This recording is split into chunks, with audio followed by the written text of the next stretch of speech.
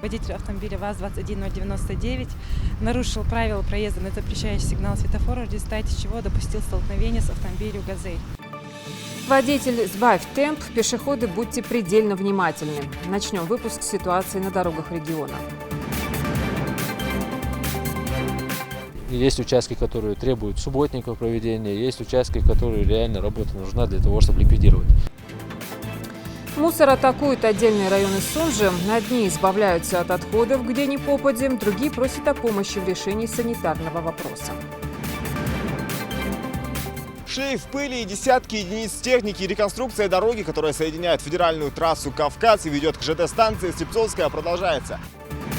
Нацпроект «Безопасные и качественные автодороги» в действии. Работы ведутся в Сунже.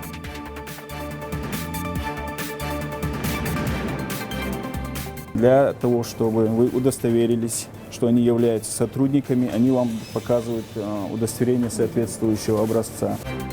Не дайте себя обмануть. В регионе активизировались псевдосотрудники МЧС. Мошенники снимают дань с кафе и магазинов.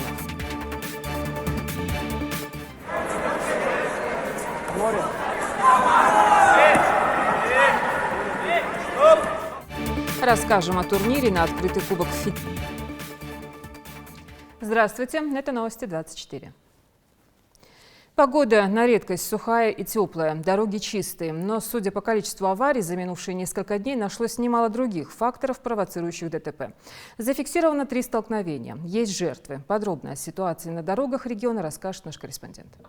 В результате мощного удара легковушку развернуло на проезжей части, а «Газель» отбросила в сторону. Маршрутное такси довольно увесистый автомобиль, но даже он в результате столкновения несколько раз перевернулся. После того, как поступила информация об аварии, на место сразу же выехали инспекторы ГИБДД. Они оценили ситуацию на дороге, организовали свободный проезд для остальных машин и описали приблизительную картину ДТП. На пересечении улиц Физкультурная и Весенняя города Малгобек водитель автомобиля ВАЗ-21099 нарушил правила проезда на запрещающий сигнал светофора, в результате чего допустил столкновение с автомобилем «Газель».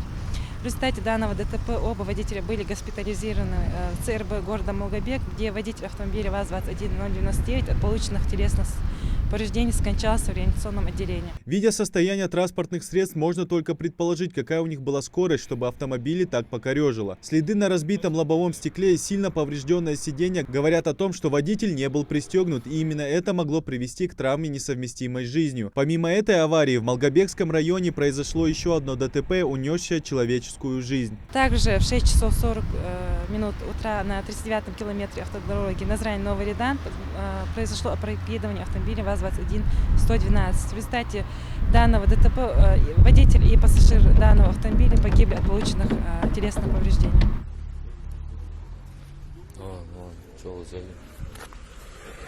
На видео похожая авария, только на этот раз «Лада-2107» столкнулась с грузовиком ГАЗ. Легковой автомобиль слишком хрупок, чтобы тягаться с грузовиком, поэтому без жертв не обошлось. Еще один вопиющий случай случился вчера ночью на трассе Кавказ. Также за истекшие сутки у нас на 575-м километре федеральной автодороги Кавказ зарегистрировано наезд на пешехода, где водитель автомобиля «Лада Приора» допустил наезд над 49-летнюю жительницу сельского поселения Газир.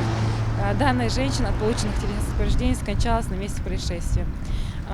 Призываем всех водителей соблюдать скоростной режим, а также требования правил дорожного движения. Все это происходит по разным причинам. Халатность, невнимательность, пренебрежение правилами дорожного движения. По словам стражей дорожного правопорядка, данный случай очередной повод задуматься всем водителям, какую цену платят люди за несоблюдение ими на трассах дорожных правил. Идрис Ижиев, Магомед Белакиев, Новости 24.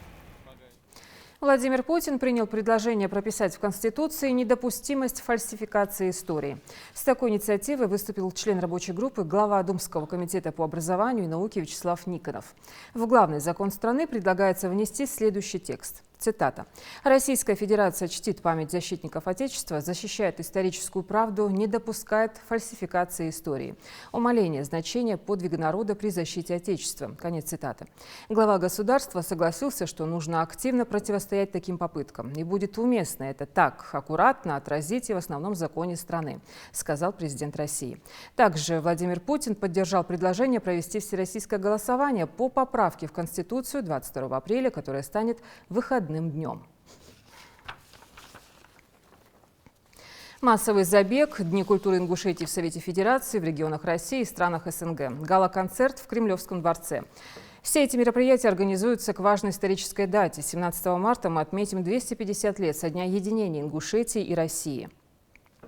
В эти дни мы вспоминаем ключевые события и судьбы удивительных людей, которые не раз доказывали преданность великому государству. Среди них и первый ингушский генерал-майор Банухо Базоркин. Он служил верой и правдой своему отечеству. Жаридат Халухоева расскажет об этом.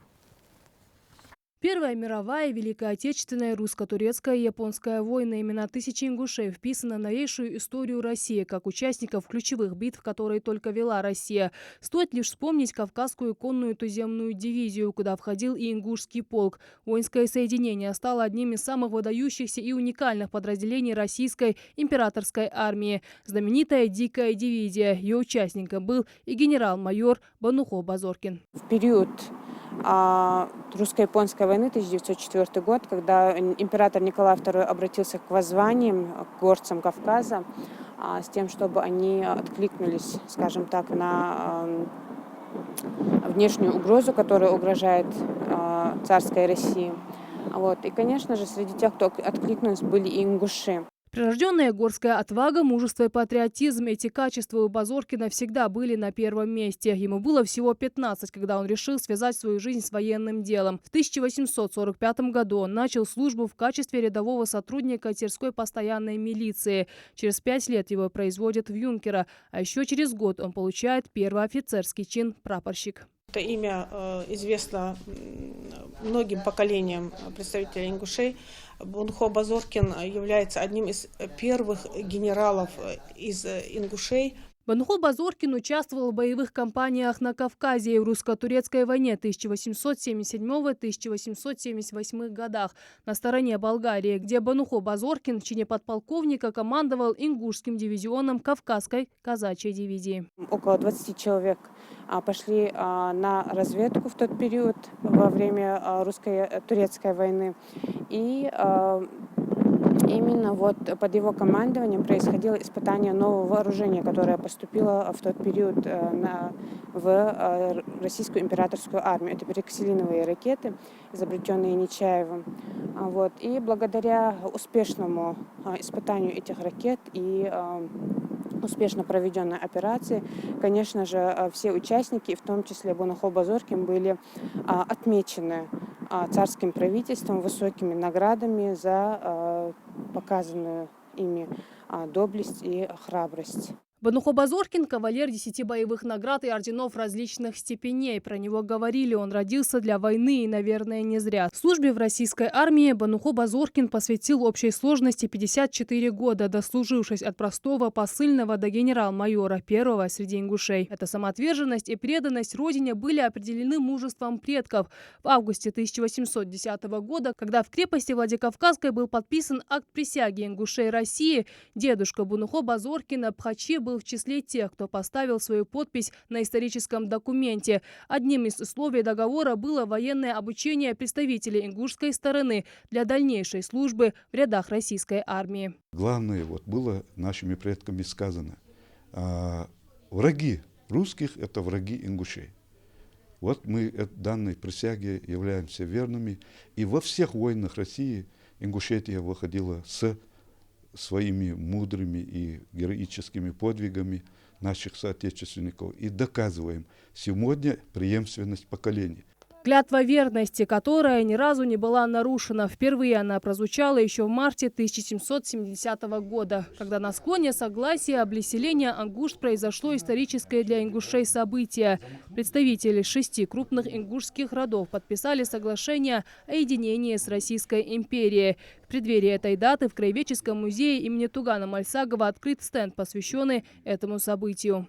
Продолжаем изучать этих людей и этих фамилий, которые конкретно присутствовали и дали присягу. Конкретно можем сказать о 24 фамилиях. Делегация состояла из 60 человек, по 10 фамилий с каждого типа, так скажем. Мероприятие по поводу 250-летия вхождения Ингушетии в состав России республика отметит весной этого года. У правительства региона в планах выпустить юбилейные монеты и марки, посвященные памятному событию. Жарадат Хулухоева, Марбек Мержоев, Новости 24. Поддержка семей с детьми, новые инициативы президента страны послужили темой и поводом для приема граждан в региональной общественной приемной партии «Единая Россия». Неделя приема проходила во всех субъектах России с 26 февраля. Вопросы молодых семей охватили различные сферы жизни: материнский капитал, определение детей в детские сады, школы, льготное ипотечное кредитование, трудоустройство и другие программы господдержки. Как отметили единороссы, главная задача заключается в построении прямого диалога граждан с органами исполнительной власти, информирование и разъяснение мер социальной поддержки семей с детьми. В заключительный день встречи с гражданами уже подводят итоги. На этой неделе к нам обратилось более 120 человек, 120 молодых семей.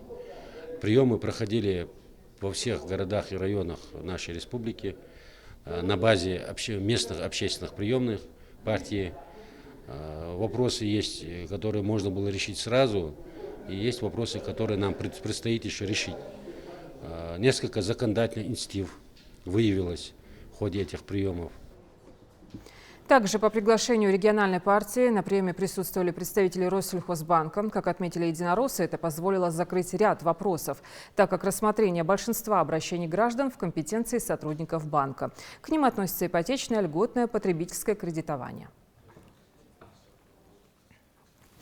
В Сунже увеличивается антисанитарная зона. На улицах Менделеева, Заовражье, возле стадиона Аздоева организованы стихийные свалки. Запах, неэстетический вид, планомерный урон окружающей среде. Кто в этом заинтересован, почему жалобы в местную администрацию долгое время ни к чему не приводят и откуда ждать решения проблемы? В репортаже нашего корреспондента.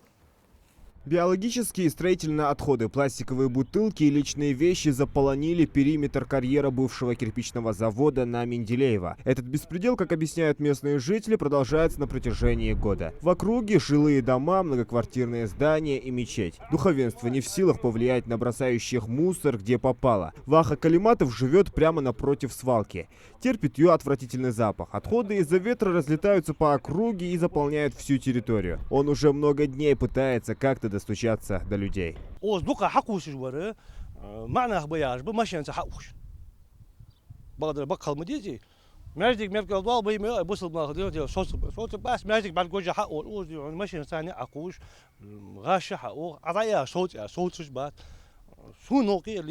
Кто-то так легко загрязняет окружающую среду и, по сути, свой родной город. Вопрос стал поводом для обращения неравнодушных жителей в местную администрацию. Жалобщиков было много, но удовлетворить просьбы жителей они не смогли. На территории города проживает более 70 тысяч населения, и стихийно образуются данные мусорные свалки. Принимаются все меры, конечно, по ликвидации, и ликвидируем постоянно. Создана административная комиссия, специальная комиссия, чтобы следить за этим. Самые отчаянные жители не сдавались и обратились уже в экологическую службу, которая неоднократно до этого выносила предупреждение администрации города. Теперь они намерены прибегнуть к более суровым наказаниям. Помимо этого участка, я сегодня до того, как вы приехали, проехался по Сунже, несколько участков выявил, довольно-таки серьезных. Есть участки, которые требуют субботников проведения, есть участки, которые реально работа нужна для того, чтобы ликвидировать. По этим участкам тоже мы привлечем к ответственности главу администрации. Впрочем, это не единственная точка с мусорной свалкой в Сунже. На улице Заовражья отходы раскиданы на километры. Живущие вблизи люди продолжают сбрасывать мусор прямо в русло и не думают о последствиях. Такая же картина наблюдается и возле спортивного футбольного клуба Аздоева. Здесь гектары земли покрыты мусором. Местное самоуправление просто игнорирует проблему. Мы последний раз на данный участок выезжали, насколько я знаю, 4 месяца назад. Эта картина была чуть смягченная, если смотреть на данный момент. И прежние главы за данные нарушения привлекались к административной ответственности. Нежелание пользоваться услугами мусороотвода в итоге приводит к экологическому кризису. Только соответствующие органы власти не собираются просто наблюдать за беспределом некоторых граждан. У администрации уже есть план по ликвидации несанкционированных свалок. У нас есть в этом году договоренность с подрядчиком, который делает федеральную трассу. Планируем, чтобы этот те отходы, которые они снимают с трассы, и этой землей засыпать данный карьер. Глава администрации получит штраф в размере от 10 до 30 тысяч рублей. Он обязался убрать свалку на улице Менделеева в течение месяца, а на ликвидацию отходов в других точках экологи дали время в 2 месяца. Зелимхан Калоев, Адам Гулоев, Адам Далаков. Новости 24. В Роспотребнадзоре рассказали, что делать прежде всего при подозрении на коронавирус. При обнаружении у себя или кого-то из своих близких и знакомых симптомов коронавируса первым делом необходимо вызвать врача-терапевта для оказания помощи. Кроме того, специалисты рекомендуют выделить больному отдельную комнату или же соблюдать дистанцию не менее 1 метра. Также отмечается, что прибывший на место врач-терапевт сможет взять все необходимые анализы и отправить их в организации Роспотребнадзора для выявления коронавируса. В Сунже реконструируют дорогу. Ширина полотна 8 метров, укладывают оперативно, многослойно и с опережением графика. Работы ведутся по национальному проекту «Безопасные и качественные автодороги», расскажет Зелимхан Калоев. Шлейф пыли и десятки единиц техники. Реконструкция дороги, которая соединяет федеральную трассу Кавказ и ведет к ЖД-станции Слепцовская, продолжается. Протяженность трассы 1,5 километра. Ширина дороги 8 метров. Дорожные строители работают в режиме нон-стоп. Пока одни укладывают верхний слой асфальтовой смеси толщиной 5 сантиметров, другие занимаются утрамбовкой. Процесс трудный, непрерывный и многослойный. Работают где-то порядка 20 человек, 6 единиц и техники, и самосвалы, и рабочие. Около 20 человек работают в данный момент. Занимаются укладкой 2-го слоя. За день здесь проезжают несколько сотен легковушек. Прокатиться с ветерком и без пыли. Скоро для водителей головная боль от тряски и поломок автомобиля останется в прошлом. Реконструкции этого участка ждали давно.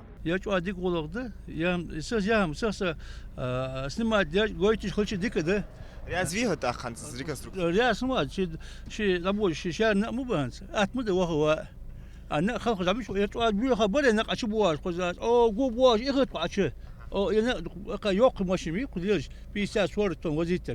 Bu doğru bak daha sağ böyle akar. Sonra bu açılıyor. Şurada prima açıyor da tren. Da tron atayı так. Das вахар васахса мухоритха. Дорожники приступили к реконструкции с начала этого года. Работы ведутся в рамках национального проекта «Безопасные и качественные автодороги». Общая протяженность автомобильной дороги составляет 6,1 километра. В рамках настоящего контракта производится капитальный ремонт первой очереди. Стоимость контракта составляет 22 миллиона 100 тысяч. Контроль за строительством объекта осуществляет технадзор ГУ «Ингушавтодор». Работы ведутся с опережением графика на 7 месяцев вперед, а значит, проехаться по ровной и удобной дороге можно будет уже в конце марта. Зелимхан Калоев, Адам Далаков, Новости 24. Исполняющий обязанности министра культуры Ингушетии Тимирлан Зейтов стал лауреатом первой степени в номинации «Автор-исполнитель» международного фестиваля конкурса национальной патриотической песни «Красная гвоздика» имени Иосифа Кобзона. Награду получил за песню «Ты меня позови». Музыка Зейтова, слова Магомед Саида Плиева. Ингушский композитор представил свои произведения на отборочном этапе, который состоялся в Грозном до назначения на должность министра. Напомним, «Красная гвоздика» – ежегодный многонациональный творческий форум, президентом которого на протяжении последних лет был народный артист СССР, герой труда Иосиф Кобзон. Сегодня фестиваль-конкурс называют главным конвейером производства вокальных произведений. Рассматривается вопрос о проведении отборочного этапа международного фестиваля-конкурса национальной патриотической песни «Красная гвоздика» 2020 года в Ингушетии.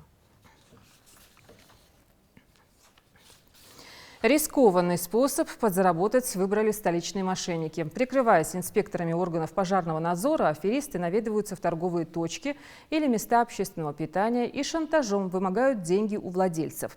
То есть предлагают договориться. Звонки от якобы МЧСников поступали и в образовательные учреждения республики. Как избежать обмана, узнаем из профилактической беседы. Репортаж Микаэлы Тангиева. Здравствуйте. Здравствуйте. Сотрудники Государственного пожарного надзора, главный государственный инспектор города Магаз по пожарному надзору Беков Ибрагим Русланович. Предупрежден, значит вооружен. Именно под таким лозунгом ингушские МЧСники проводят профилактические беседы с сотрудниками торговых точек в Магасе. Поводом для выезда стали несколько случаев вымогательства от псевдоинспекторов, которые обходят госучреждения, частные организации, магазинчики, кафе и требуют с них денег. Взамен обещают закрыть глаза на небольшие недочеты. Чтобы не стать жертвой преступников, необходимо знать, как отличить настоящего сотрудника МЧС от ряженого. Для того, чтобы вы удостоверились, что они являются сотрудниками, они вам показывают удостоверение соответствующего образца. Удостоверения должны даты окончания и дата выдачи, все это должно соответствовать. Все должно быть заверено печатью и водяными знаками. Дальше они должны вам предоставить распоряжение на проведение проверки, заверенное вышестоящим должностным лицом, непосредственно начальником или заместителем начальника управления или отдела надзорной деятельности на соответствующей территории. При проведении плановых проверок лицо, в отношении которого проводится проверка, уведомляют за 3 рабочих дня до визита сотрудников МЧС. Если проверка внеплановая, то за 1 день. Большое спасибо нашим участникам, инспекторам. Очень многое узнали, будем вооружены, так как уже знаем законы. Они нас коротко все нам объяснили.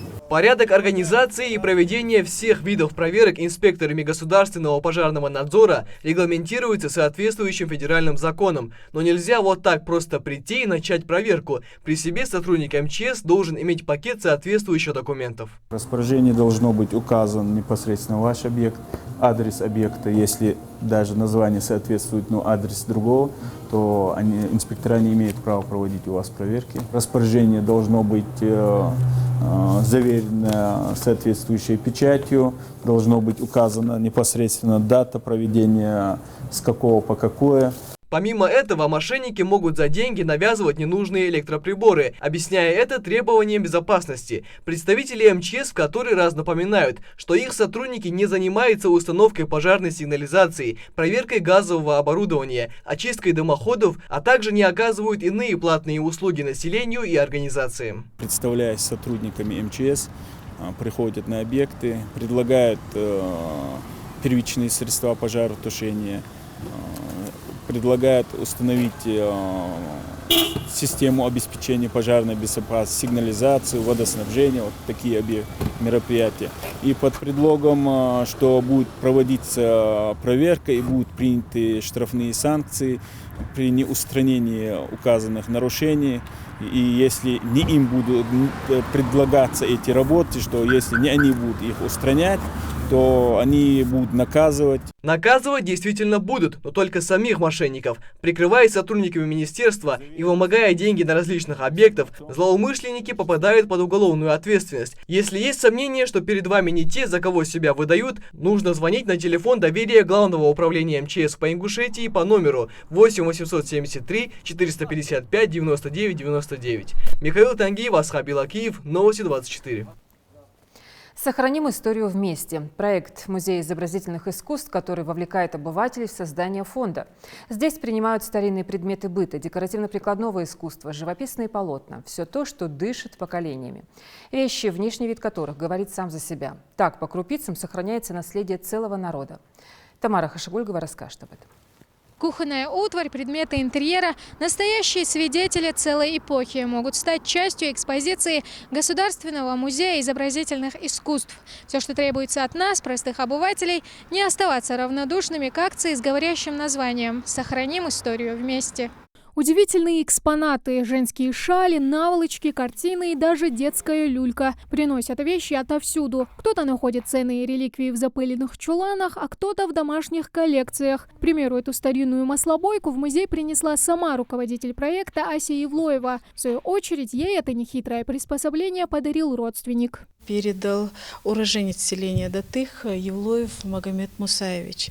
Эта маслобойка принадлежала его матери, Евлоевой Любе Джабраиловне, в девичестве Бекбузаровой. По словам Магомеда, эта маслобойка принадлежала его дедушке и бабушке, семье Бекбузаровых, которые жили в селении Галга пригородного района. Они после замужества своей дочери передали как приданное. За каждым предметом судьба отдельной семьи или, как в этом случае, целого народа. Этот истинг был вывезен в XIX веке мухаджирами в Турцию. Когда-то он являлся частью приданого одной ингушской невесты и был преподнесен ею в дар местной мечети. И пусть за 150 лет этот ковер и потерял былой вид, но ценность его от этого только возросла. К слову, на родину истинг вернулся благодаря потомку тех самых иммигрантов. Это культура, это история нашего народа. Поэтому, когда этот ковер у меня хранился, я всегда думал об этом, что наша история должна на том месте, где наш народ живет, сохраняться. И ради нашей истории, ради нашего народа я решил привезти этот истинг сюда домой. Конкретно по этому истингу точной информации нет. Изначально, когда мухаджиры ингуши приехали на место жительства в Бейшахир, город, они построили свою мечеть там, и изначально этот истинг там находился. Многие предметы обихода прошлого сегодня кажутся в диковинку, а ведь еще полвека назад такие маленькие наволочки и подушки, расшитые удивительными узорами, можно было встретить в любой ингушской семье. К слову, их музею принесла известная портниха Лейла Арчакова. Кстати, подарить музею можно и картины. Вот эта живописная работа «Осень Волхосты» Алихана Измайлова написана в конце прошлого столетия, обретет здесь второе дыхание. Проект «Сохраним историю вместе» запущен еще в прошлом году. За это время в дар хранителям преподнесли около 10 экспонатов. По задумке организаторов, это должны быть вещи, пережившие ссылку и вновь возвращенные в Ингушетию. В ближайшее время на их основе в музее планируется экспозиция. Каждому предмету будет составлена пояснительная записка, рассказывающая о самом предмете и его владельцах. В наших экспозициях эти тексты будут отражаться. Дарители получат дипломы почетного дарителя. И так как эти предметы мы принимаем безвозмездно, и по заявлению людей, которые заинтересованы в дарении этих предметов, мы можем выехать и на места, и посмотреть эти предметы, и помочь с перевозкой, и моменты, связанные передачи, тоже будут нами выполнены. Вклад в музей – это не просто дар, а дань памяти нашим предкам. Сохранить историю семьи или даже целого народа по силам каждому. Тамара Хшагульгова, Магомед Белакиев, Новости 24. Межрегиональный турнир на открытый кубок Федерации всестилевого карате прошел накануне в Нальчике. В нем приняли участие представители ингушской команды клуба «Горец». Они завоевали 3 золота, 7 серебряных медалей и 2 бронзы. Подробности в сюжете. В спортивном мероприятии в Нальчике участвовало 13 команд СКФО, 180 участников, среди которых и наши 14 бойцов. 12 из них вернулись с призовыми местами, а также заняли 3-е место в общекомандном зачете.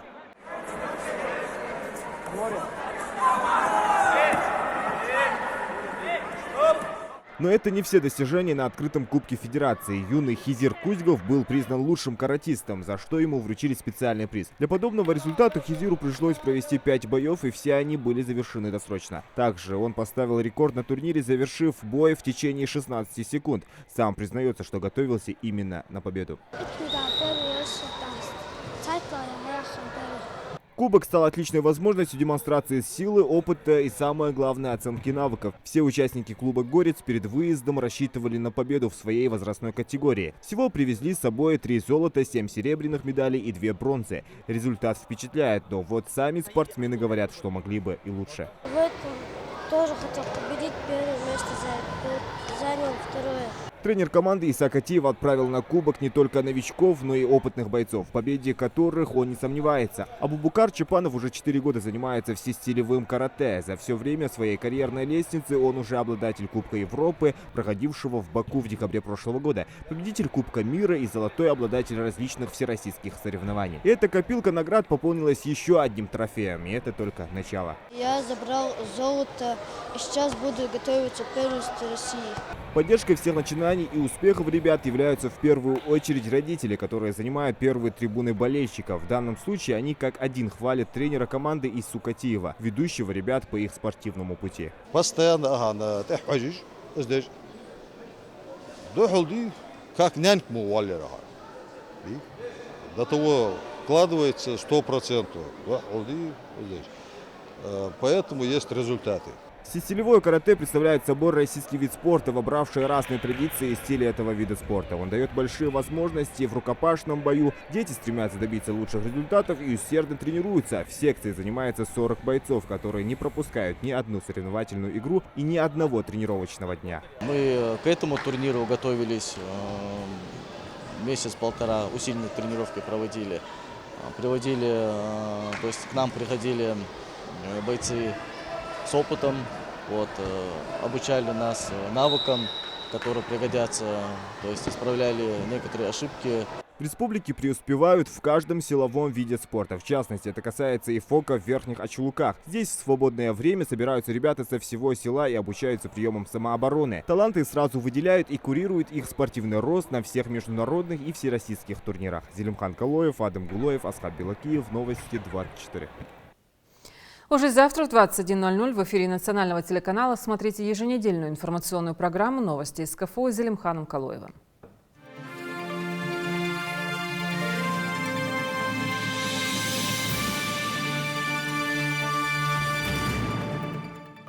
Демократическое, правовое, светское государство – главный документ республики. Одно дело написать Конституцию, может быть, даже и неплохую для того времени и так далее.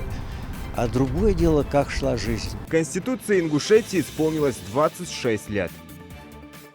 Ветер был такой сильный, что крыши снесло, а еще поваленные деревья и опрокинутые машины. Порывы достигают 30 метров в секунду. Еще утром шел снег, сейчас выглядывает солнце, и на этом аномалии не закончатся. Ставрополье на этой неделе накрыла непогода. А в Дагестане ветер осложнял тушение пожара. Сразу 2 возгорания с сильным задымлением. Задний двор вещевого рынка «Пассаж». Клубы дыма валят из основного здания. Горят все торговые павильоны. Есть ли жертвы и пострадавшие? Есть ли жизнь вне планеты Земля? Мы думаем, что они есть, потому что есть много оснований для того, чтобы они существовали. В САУ-РАН прокомментировали перспективы поиска жизни во Вселенной.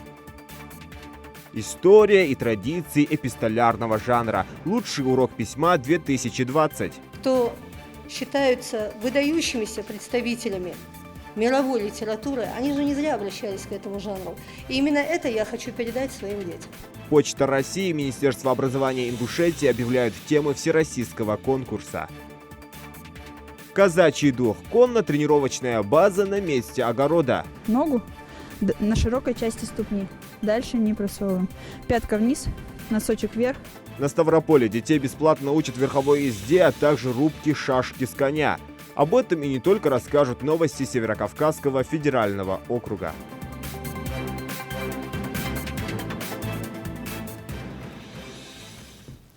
Следите за новостями на канале Ингушетии. До встречи в эфире.